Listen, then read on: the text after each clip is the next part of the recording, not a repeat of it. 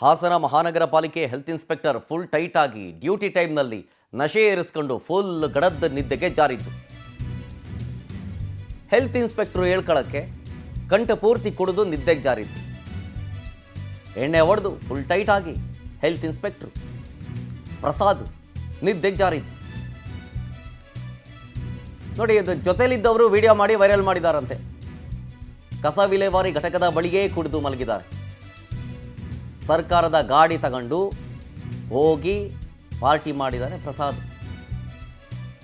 ಈ ಪ್ರಸಾದ್ ಹೇಳ್ಕೊಳ್ಳಕ್ಕೆ ಹಾಸನ ಮಹಾನಗರ ಪಾಲಿಕೆಯ ಹೆಲ್ತ್ ಇನ್ಸ್ಪೆಕ್ಟರ್, ಅದು ಡ್ಯೂಟಿ ಟೈಮ್ನಲ್ಲಿ ಇದ್ದಿದ್ದು. ಕಂಠ ಪೂರ್ತಿ ಕುಡಿದು ನೋಡಿ ಹೆಂಗೆ ಬಿದ್ದು ಒದ್ದಾಡ್ತಿರೋದು. ಈತ ಹೆಲ್ತ್ ಇನ್ಸ್ಪೆಕ್ಟ್ರು ಡ್ಯೂಟಿ ಟೈಮ್ನಲ್ಲಿ ಕಂಠ ಪೂರ್ತಿ ಕುಡಿದಿರೋದು. ಈಗ ವಿಡಿಯೋ ಮಾಡಿದವ್ರು ಯಾರೇ ಆಗಿರಲಿ, ತಪ್ಪೇ ಅಲ್ವಾ ಡ್ಯೂಟಿ ಟೈಮಲ್ಲಿ ಕುಡಿಯೋದು. ಈಗ ಪ್ರಸಾದ್ ಕುಡಿದು ತೋಲಾಗಿ ಫುಲ್ ಪಾರ್ಕಲ್ಲೋ ಯಾವುದೋ ಜಾಗದಲ್ಲೋ ಫುಲ್ ಬಿದ್ದು ಒದ್ದಾಡ್ತಿದ್ದಾರೆ. ಅಲ್ಲಿ ಕಾಣಿಸ್ತಾ ಇದೆಯಲ್ಲ, ಅದು ಗಾಡಿ, ಅದು ಗೌರ್ಮೆಂಟ್ ಗಾಡಿ.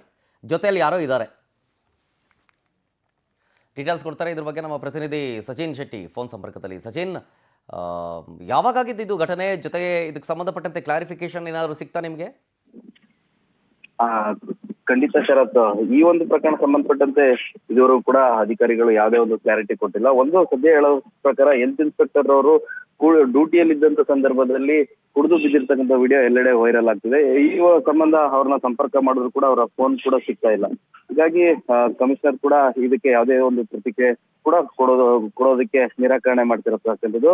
ಪ್ರಮುಖವಾಗಿ ಈ ಘಟನೆ ನಡೆದಿದ್ದು ಯಾವಾಗ, ಎಲ್ಲಿ ಅನ್ನೋದು ಕೂಡ ಸ್ಪಷ್ಟವಾಗಿ ಗೊತ್ತಾಗ್ತಿಲ್ಲ. ಮೇಲ್ನೋಟಕ್ಕೆ ಇದು ಏನು ಕಸ ವಿಲೇವಾರಿ ಘಟಕದ ಏನಿದೆ, ಹಾಸನದ ಹೊರವಲಯದಲ್ಲಿರ್ತಕ್ಕಂಥ ಕಸ ವಿಲೇವಾರಿ ಘಟಕ, ಆ ಒಂದು ಅಲ್ಲಿಗೆ ಹೋದಂತ ಸಂದರ್ಭದಲ್ಲಿ ಇವರು ಸರ್ಕಾರಿ ವಾಹನವನ್ನ ಬಳಸಿ ಎಣ್ಣೆ ಪಾರ್ಟಿನ ಮಾಡಿ ಕುಡಿದು ಬಿದ್ದಿರ್ತಕ್ಕಂಥದ್ದು ವೈರಲ್ ಆಗಿರ್ತಕ್ಕಂಥದ್ದು.